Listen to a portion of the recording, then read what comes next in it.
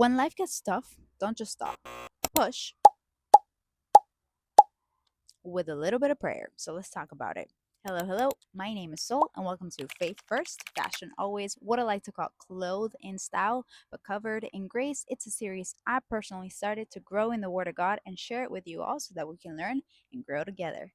Push is pray until something happens. Sometimes we lose hope, we give up because God is not showing up at the current moment, but God calls us to be persistent and obedient, just like the widow in Luke 18:1. The widow in Luke 18:1 was a parable that Jesus used to showcase that persistent prayers work, especially with God. The widow didn't have anybody to defend her. Actually, in biblical times, a widow was shown as vulnerable and defenseless. Therefore, she had nobody to count on, so she kept going to the judge over and over again, persistently, so that he would grant her what she was wishing. However, the judge was not fearing of God and he did not even care for people. So she was like, ugh, I'm going to keep on going for him to see that I'm being persistent and for him to grant me my wishes.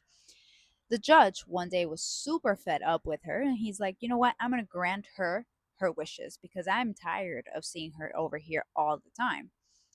Jesus was using the story to showcase that even if a judge that did not even fear God and a judge that did not even care for people could grant a persistent prayer, how much will our God, that cares and loves us for so much, He will grant that prayer and that promise that He has promised us because of our persistency, because of our obedience.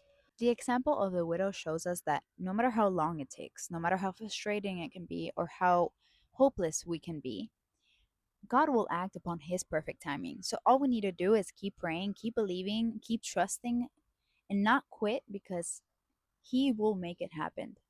We may just be one prayer away from a breakthrough. So don't quit. You got this.